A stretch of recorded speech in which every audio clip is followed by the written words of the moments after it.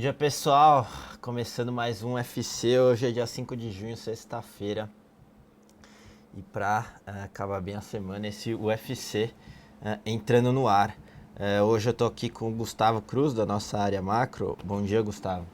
Bom dia, Kim. Bom dia a todos. Então, mais uma semana aqui. Essa primeira semana de junho chegando ao fim. Vou dar uma resumida no que aconteceu nela e o que tá vindo aí na próxima semana. Beleza, então, pessoal, se vocês puderem dar um feedback de som e imagem, por favor. E aí a gente já começa a discutir aí alguns temas. Se vocês puderem, então, feedback.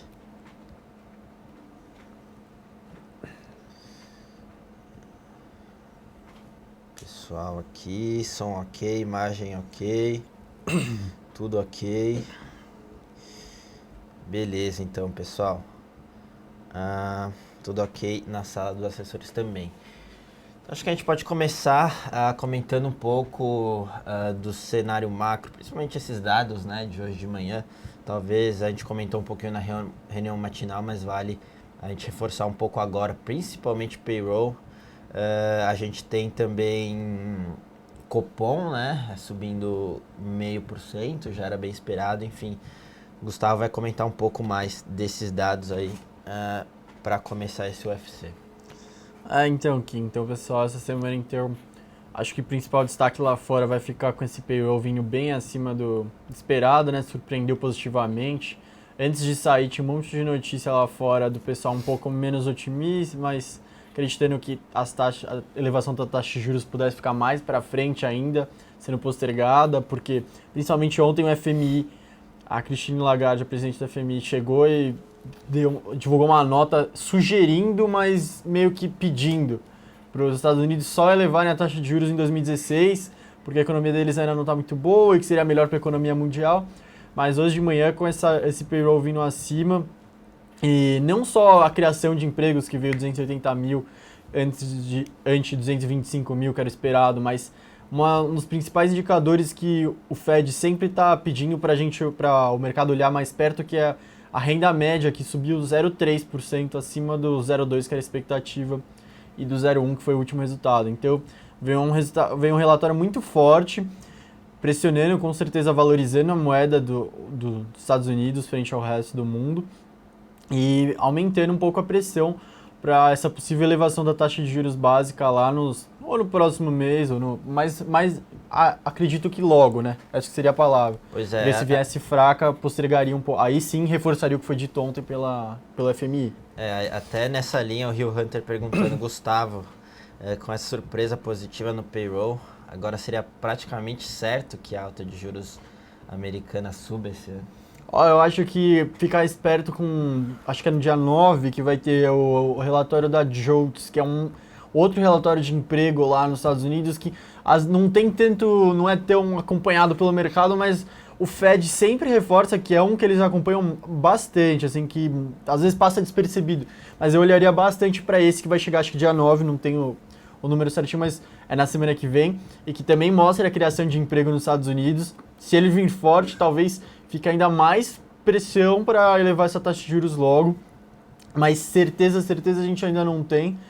Os dados de inflação ainda dos Estados Unidos, que é outro indicador que guia a taxa de juros deles, ainda não está vindo tão forte, mas com esse emprego vindo acima do esperado, com certeza vai ter uma discussão forte entre os membros do Fed. Lógico que a gente tem que acompanhar o que eles vão falar também, né? Hoje, acho que na parte da tarde, um dos membros do Fed já vai discursar, mas com certeza veio acima do esperado. Lembrando que o mercado, ou grande parte dele, está prevendo aí uma alta para setembro, né? Bastante gente apostando nessa alta já em setembro, enfim, muita gente apostando ainda para esse ano.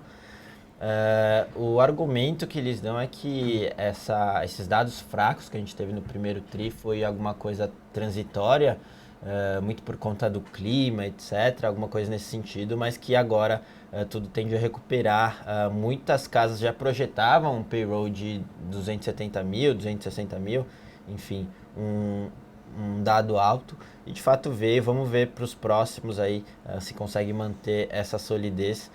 O fato é que esse dado veio para contribuir com uma possível alta de juros ainda para esse ano lá fora, o que obviamente iria impactar bastante aqui a nossa bolsa.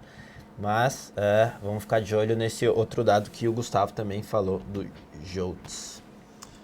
Agora entrando mais na parte do Copom, veio bem com o que o mercado estava esperando, né? Estava precificando. Agora a questão são duas palavras, né? Duração e intensidade. O quanto que esse ciclo de aperto monetário vai continuar e quanto se vai continuar com essas altas de 0,5%. Acho que essa vai ser um dos questionamentos do mercado nos próximos dias, principalmente atento ao que vai vir na ata do Copom semana que vem e também as palavras dos membros do Banco Central. Acho que o Banco Central está muito infeliz em ter que no final do ano mandar uma carta para o ministro da Fazenda explicando por que não vão conseguir ficar abaixo do teto da meta de inflação. Inflação que vai sair semana que vem também, acho que na terça ou na quarta-feira, inflação de maio, e deve ainda, já está desacelerando, mas não desacelerando o suficiente para a gente já ter uma noção de quando que vai terminar esse ciclo de aperto monetário. O Banco Central reforça cada vez que eles falam que ano que vem eles querem inflação no centro da meta, eles querem fazer o que for preciso para isso, algo meio que como orgulho de falar, aconteceu isso em 2015, questão mas... de honra. Isso, mas ano que vem a gente vai voltar à normalidade, a gente tem competência para isso e a gente vai fazer o que for preciso. Então, o mercado ainda está bem questionando o quanto vai durar esse ciclo de aperto monetário. E principalmente a inflação, a gente tem que ficar bem esperto com o que está vindo, se já vai desacelerar ou não, para que eles possam começar a parar esse ciclo. Lembrando que na curva de juros já precificava já essa alta de meio, mais uma alta de 0,25, para a gente chegar naqueles 14 que muita gente está falando que já é o novo piso para a Selic para o final do ano, mas enfim, a ver, vamos ver o comunicado, vamos ver a ata, porque o comunicado ficou inalterado, né? Então eles deixando espaço aberto para a próxima reunião, tanto para uma alta de meio, 0,25, ou até nenhuma alta, mas a gente tem que ficar de olho aí nos próximos dados e na ata também, para a semana que vem. Isso aí. Acho que de Brasil a gente fecha só com a produção industrial, que veio de novo retraindo a produção industrial. Indústria sofrendo muito com a queda na demanda e com aumento nos custos, aumento de água, aumento de combustível, aumento de energia. E como a indústria no Brasil não é muito dinâmica, ela tem diversos problemas de oferta, ela não consegue reagir muito rápido e com isso ela sofre bastante, as margens da indústria caindo muito. A gente vê direto a layoff, demissão, fechamento de indústria bastante no sul. O sul do país está fechando muita indústria. Então acho que a trinca da semana seria essa, produção industrial vindo ruim no Brasil, Copom vindo em linha e o outro seria a PNAD, desculpa, a gente não comentou da PNAD, desemprego de novo subindo, chegando a 8%, lembrando que estava em 7,1%. Então a trinca fecha com a PNAD, continua mostrando desemprego já batendo em 2015, vindo até antes do esperado, porque o mercado falava que a economia ia começar a sofrer no primeiro semestre e no segundo que o desemprego ia estourar, mas a gente já está vendo que isso já está acontecendo antes. Isso aí. E até a gente mandou uma estrutura ali, a gente citou alguns dados desses numa proteção de Usiminas, depois eu entro um pouco mais no case de Usiminas, mas é justamente mostrando essa produção industrial caindo muito forte, no primeiro TRI já caía bem forte e os dados de abril intensificando ainda mais a queda, quer dizer, já estava ruim, está piorando, mesmo a gente vê com venda de veículos pesados e leves, que obviamente respinga aí na parte de produção industrial como um todo, mas os dados bem alarmantes aí, com a Iveco também, alguns dados, algumas notícias de que ela também está parando a produção em determinados momentos, enfim, o negócio está bem difícil para a nossa indústria. Revisão, focos após focos de retração de PIB cada vez maior para esse ano, e já a gente falando, já comentando para o ano que vem, né? Talvez o pessoal já daqui a pouco vai ter que revisar a projeção para 2016. Isso, a indústria desse ano deve cair quase 4%, deprimente, assim, mas aí, lembrando que a indústria é um dos principais termômetros, diria, da economia do país. Ela é a primeira a sentir, mas também vai ser a primeira a sentir uma melhora. Então, por isso que a gente tem que acompanhar bem de perto para saber quando que a gente começou a sair, bateu e começou a sair do fundo do poço, para ver como é que a economia do Brasil vai melhorar. Beleza. Indo aqui para as perguntas, depois a gente volta para a parte macro. Aqui teve uma pergunta interessante do Schirmer, que a gente até se conheceu aqui, ele teve por aqui. Ele está perguntando que os bancos eles estão sendo espancados acima da média. O que está causando essa variação? Basicamente, é só para a gente lembrar, ontem a gente não teve mercado, mas lá fora, nos Estados Unidos, teve mercado. Então, as ADRs negociaram lá, a gente comentou mais cedo hoje, nos Estados Unidos, se a gente for ver Itaú e Bradesco ontem, só ontem caíram 1,4% o Itaú e 1,2% Bradesco. Então, você tem algum tipo de correção nesse sentido também. Mas essa questão do payroll também, que querendo ou não, você diminui a atratividade de ativos de risco e emergentes também. O Gustavo já comentou sobre a valorização do dólar frente às demais moedas, etc. Então, aí também pega bastante em bancos, que é a maior participação no nosso índice, e tirando toda aquela questão de mau humor com relação ao JCP e recente aumento da CSLL. Então, dá para entender um pouco por que banco está sofrendo. Mas, pontualmente, hoje, tem muito a ver com aquele ajuste que a gente não teve mercado ontem, as ADRs caíram bastante, e essa questão do payroll em cena, tá? Então, em questão de valuation, continua sendo um case interessante. Deve estar negociando o Itaú aos seus 8 vezes, 8,2 vezes para esse ano, em termos de preço-lucro. De novo, a gente entende que o macro vai pesar para todo mundo, inclusive para os bancos, mas também numa comparação relativa aí, bancos ainda têm bastante margem de manobra com aumento de spread, etc. Tudo bem que também a gente está vendo inadimplência começando a pegar, principalmente na parte de PJ, enfim. Então é importante a gente ficar de olho, a gente está de olho, mesmo assim, no relativo, bancos ainda é interessante, principalmente Itaú, e compõe a nossa carteira, tanto semanal quanto mensal, tá? Um pouco disso aí para bancos. A gente está para soltar também algumas estruturas hoje de Fence e Call Ratio, que para justamente potencializar a possível alta, mas aí vocês chequem durante o dia junto com a nossa mesa de produtos estruturados. Teve uma outra pergunta aqui falando de Vale, uma ajuda sobre Vale. Vale, de novo, a gente continua bem pessimista com o setor, a gente acha que essa dinâmica de oferta e demanda do minério vai continuar pressionando o preço, desaceleração da China, aumento de capacidade global, etc. Esse vem sendo nosso call há algum tempo já, de certa forma acertado. Agora, que ainda ou não, Vale caiu bastante daqueles níveis que estava algum tempo atrás. A gente chegou a comentar, depois da esticada de Vale, o quanto a gente achava que estava cara, enfim, e com alguns efeitos de short squeeze, etc.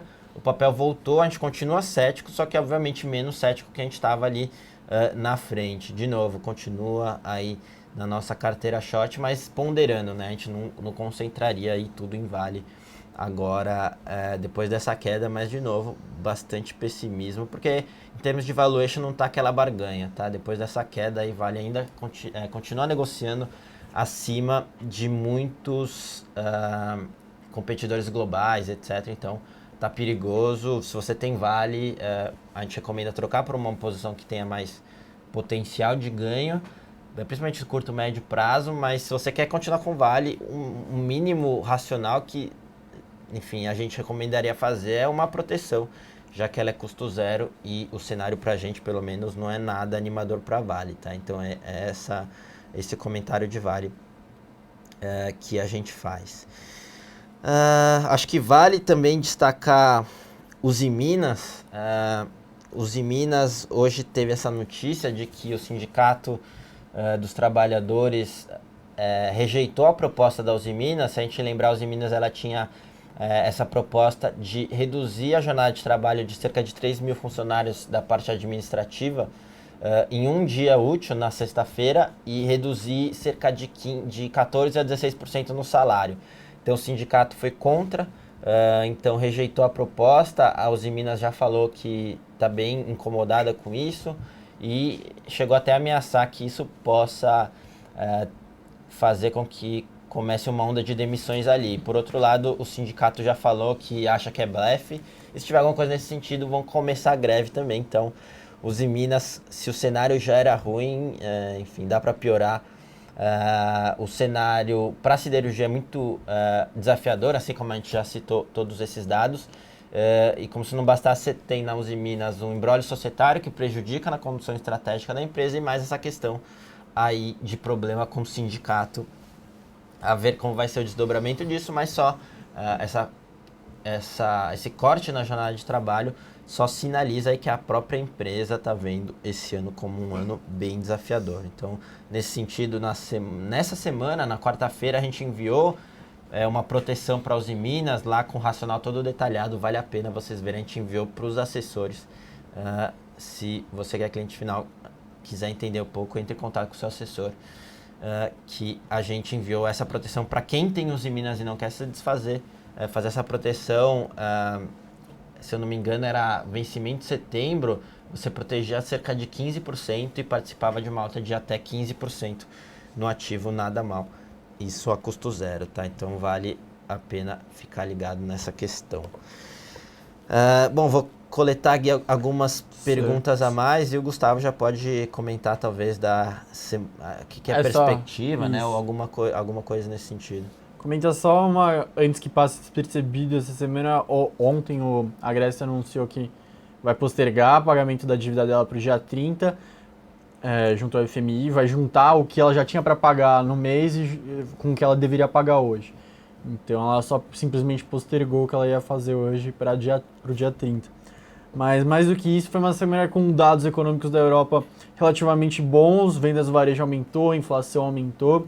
A inflação que eles estão mais preocupados subiu 0,3%, taxa de desemprego caiu e começaram a questionar, já não é de hoje, que começaram a questionar o Mário Draghi, presidente do Banco Central Europeu, sobre uma possível uma antecipação do fim do plano de compras de ativos lá, que é de 60 bi de euros por mês. Então, se a economia está indo muito bem, se ele não teria interesse em antecipar o fim do programa, que está para setembro de 2016.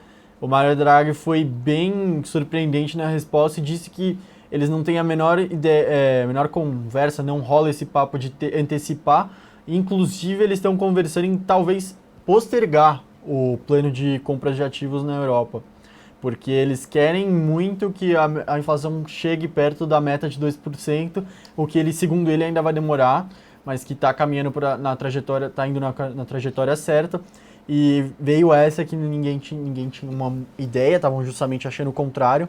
O Mário Draghi falando que eles podem simplesmente postergar o plano de compras de ativos na Europa. De perspectiva, então a gente terá no Brasil o IPCA de maio, que vai sair na quarta-feira. A gente tem a ata do Copom, que sai na quinta-feira. E a gente tem diversos dados um pouco menores, mas que também são importantes, que é a produção de veículos da Anfávia, que sai na segunda, e a BCR, que mostra o fluxo pedagiado, mais um indicativo da produção industrial. Se deve vir mais uma vez negativo, a gente agora começa a questionar a intensidade, se vai vir muito negativo ou pouco negativo, mas a ideia é que já ainda deve continuar sofrendo bastante. No exterior, é uma semana muito cheia na China.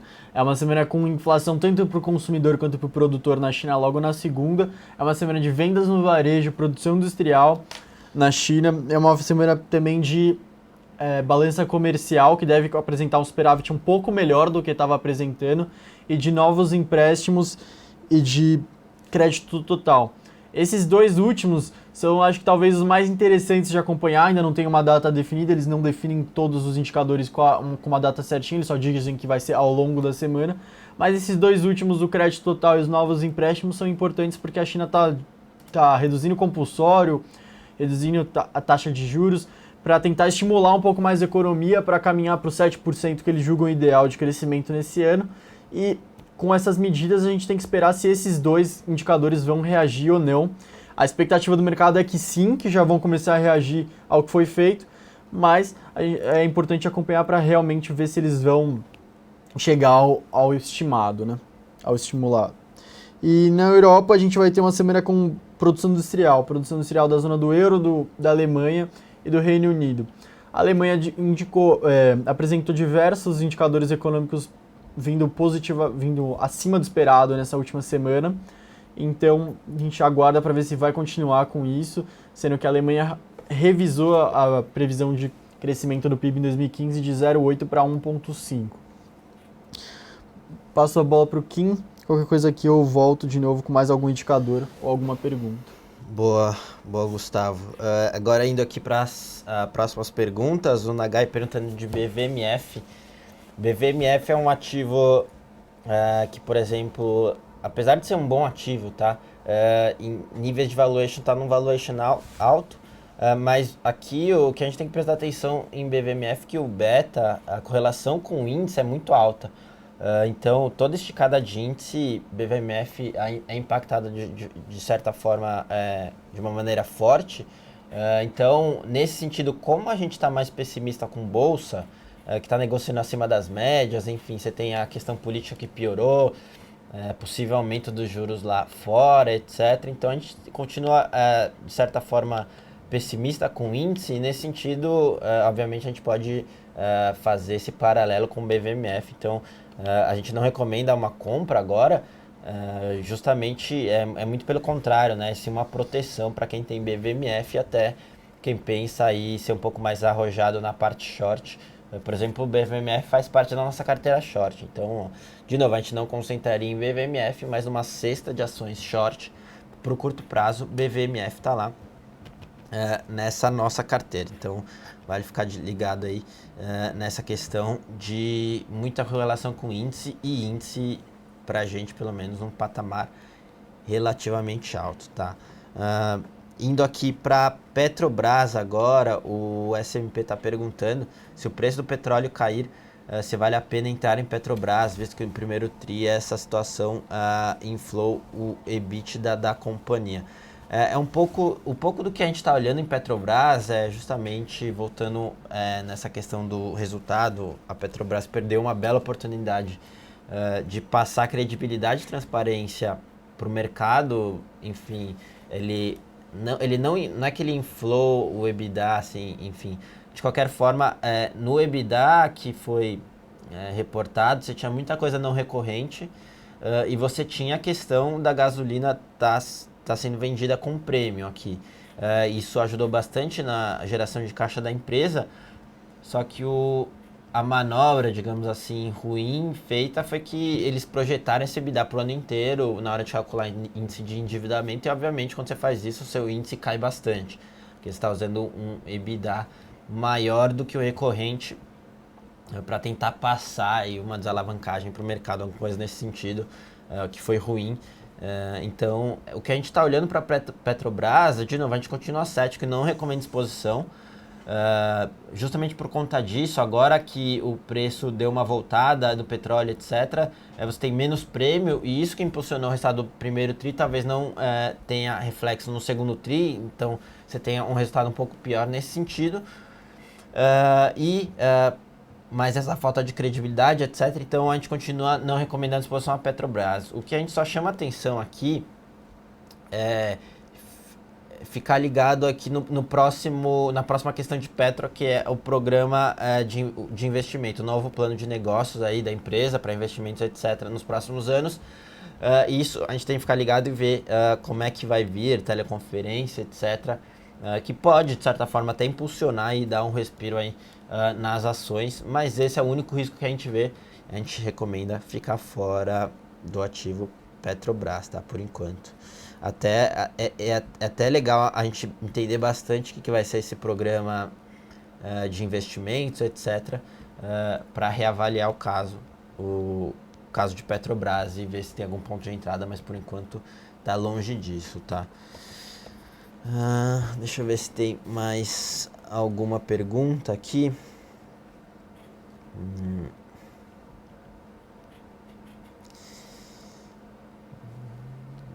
O pessoal tá um pouco mais lento agora. Deixa eu ver se tem mais alguma coisa aqui. Não, então só complementando aqui algumas outras notícias que a gente teve hoje. teve alguma questão de JBS fechando, suspendendo a atividade na fábrica de Rondônia, enfim, 300 funcionários. A gente tem também a parte de Eletrobras continuando com a greve, os trabalhadores, etc., eles estão pedindo PLR. Mesmo que a empresa teve prejuízo, enfim, é legal a gente ficar de olho nisso. Mas, de novo, o que tem mexido hoje realmente foi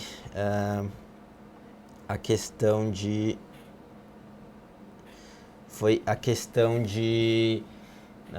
payroll e Grécia, né? Tem uma pergunta aqui, curiosidade. Com a situação da Grécia, o euro tende a subir ou cair? Eu acho que hoje até teve uma pesquisa na Grécia que perguntaram se eles desejariam sair da zona do euro. E acho que foi mais de 70% falaram que não, que eles querem continuar lá. Então isso talvez reflita um pouco do que o governo vai fazer, vai acabar cedendo. E se a Grécia sair, lógico, dá uma pressãozinha para desvalorizar o euro, mas se ela ficar, favorece um pouco. É que é um pouco contraditório, assim, né? Porque tanto ela ficando fortalece a estabilidade, aí é o que eles querem, que é justamente manter a estabilidade e seguir uma trajetória, mas aí valorizaria um pouco. Acho que também a gente tem que ficar mais acompanhando o que vai acontecer com o dólar, para ver frente ao euro, mas eu diria mais nisso, a questão da Grécia, se ela sair, vai começar um questionamento, se vai ter mais algum outro país que vai sair, e isso enfraquece toda a instituição da zona do euro. Se ela continuar, se ela ceder, aí fortalece um pouco o euro e toda essa instituição. Boa, e teve também o Rio Hunter perguntando já um pouco, muito do que você falou aí, dado o cenário europeu melhorando, o americano querendo melhorar, a Grécia querendo se complicar, rolando suas dívidas, quando os estrangeiros podem achar que o Brasil pode deixar de ser um país seguro para seus investimentos e começar uma fuga maior ainda de capitais estrangeiros? Existe cenário pior que o atual para isso, ou pode piorar nesse sentido? Sempre dá para piorar, né? Sim, eu acho que o Kim até falou que esse ano a gente já não vai crescer e ano que vem cada vez mais estão reduzindo as expectativas, porque a gente já chegou na metade do ano e muito pouco foi feito, foi sempre foi a duras custas, foi lenta, o Congresso parece que não entende que é necessário fazer o ajuste.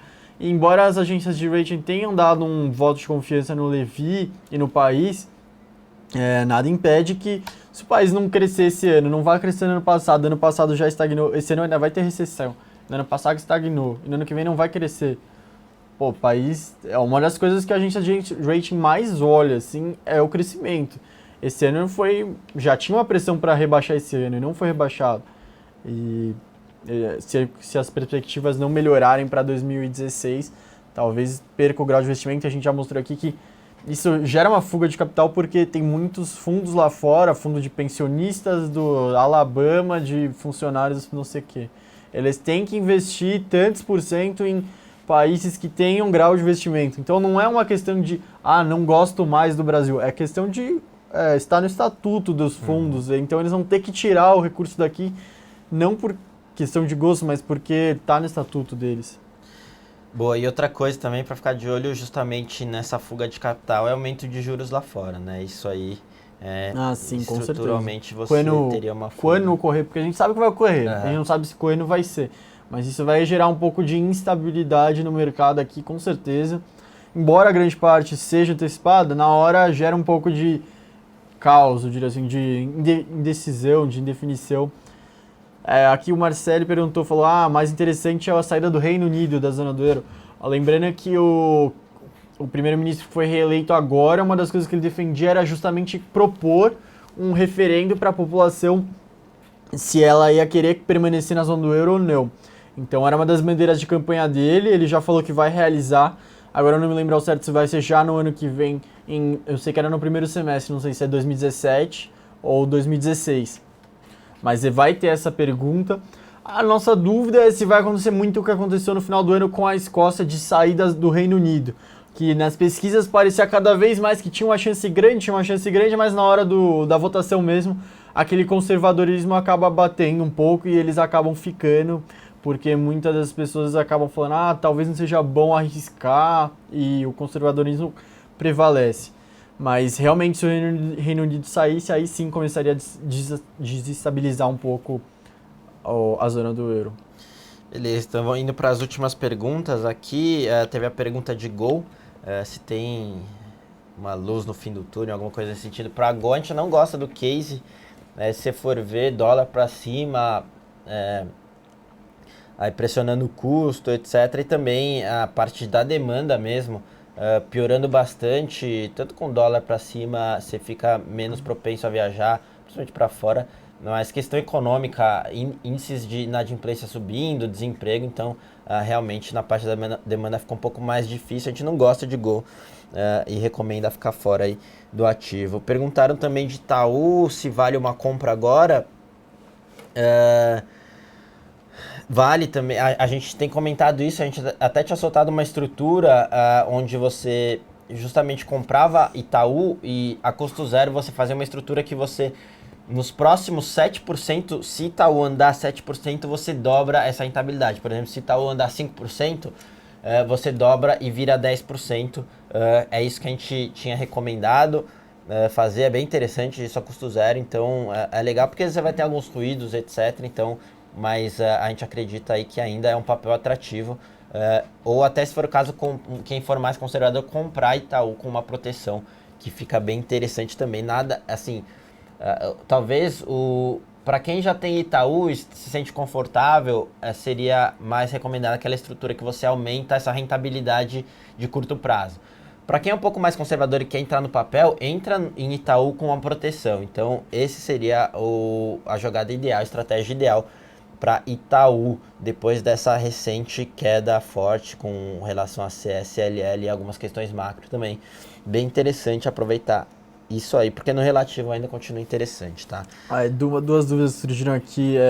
Uma é a tempestade perfeita do ano que vem, se ocorrer um rebaixamento e o aumento do dólar realmente vai ser bem ruim para o país. E piora as expectativas, né, de uma melhora, então piora ainda mais investimento. Realmente não é interessante. Perguntaram aqui se o Reino Unido não faz parte do euro, que é Libra. Então, ele não adota o euro, mas ele é parte da zona do euro, tanto que ano passado um dos grandes questionamentos é que existe meio que uma rotação nos países para aqueles países que não conseguiram cumprir algumas medidas, ou outros países, por ano, eles têm que juntar um montante de recursos para pagar algumas coisas nesse sentido. E ano passado era o Reino Unido junto a alguns outros países, acho que Estônia, entre um deles, e o Reino Unido ficou bem chateado, a população começou a ir às ruas protestar, e o primeiro-ministro falou que não ia deixar o dinheiro da população ir para cumprir a irresponsabilidade de outros países da zona do euro. Então essa é a diferença, porque eles não aderiram ao euro, à moeda, mas eles fazem parte, eles seguem, quando ele tem acordo de comercial, eles são juntos. Essa é a definição deles lá. Boa, então indo aqui para as últimas dúvidas, o pessoal do Guia da Bolsa perguntando, falando de Bradesco, né, que também está interessante, nosso racional fica de uma possível volta para bancos, se resume a Itaú e Bradesco também. A única questão que a gente prefere Itaú, porque Bradesco pode ter um ruído aí com relação a essa aquisição do HSBC Brasil, dependendo de valuation, né, a gente precisa entender um pouco mais qual o retorno de HSBC, etc. Isso aí pode, no relativo, fazer Bradesco performar pior do que Itaú, tem alguns riscos, etc. Então a gente prefere ficar mais conservador em Itaú mesmo, mas olhando o case como um todo, e o setor, Bradesco também é uma boa saída. Mas, de novo, a gente preferindo Itaú. Perguntaram de Marfrig, se é uma boa esperar um repique agora, etc. A gente não gosta, a gente já vem falando bastante isso, principalmente com relação à governança corporativa da Marfrig, a gente não gosta. Então, ficar de fora, aí a gente não vê nenhum motivo para se posicionar, só se for day trade ou técnico, alguma coisa assim, mas por fundamento, realmente, bem difícil se posicionar em Marfrig. E última dúvida aqui, falando de Suzano, né? O pessoal perguntando se Suzano pro final do ano dá para ter ou esticou demais já. Suzano dá para ter sim, com certeza, é das nossas posições relativamente grandes até nos nossos portfólios, justamente para se aproveitar desse dólar num patamar mais alto, que estruturalmente deve continuar nesse patamar alto. Então, Suzano se beneficia bastante. Em termos de múltiplo, ela esticou, mas o potencial de geração de caixa também esticou. Então, em termos de múltiplo, ainda num nível razoável, a gente gosta do papel. A única jogada que a gente fez recentemente foi diluir um pouco a posição de Suzano com Fibria.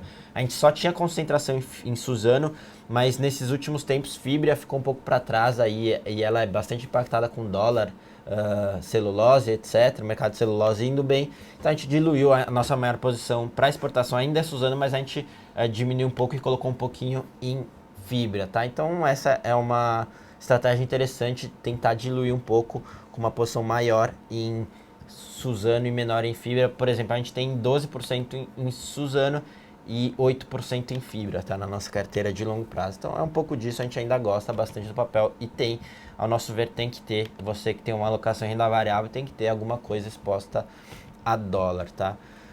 Bom, então acho que por hoje é só, já deu para tirar todas as dúvidas aí do pessoal. A gente comentou aqui bastante o cenário macro também, perspectiva para a semana que vem, mas vamos ficar de olho aí nessa repercussão de ata do Copom, payroll forte, aumento de juros lá fora. É isso que a gente tem que ficar de olho agora e para a próxima semana, tá? Então por hoje é só, pessoal. Boa tarde a todos, bom fim de semana e a gente se vê semana que vem. Tchau, tchau, Kim. Tchau, tchau, pessoal. Até mais.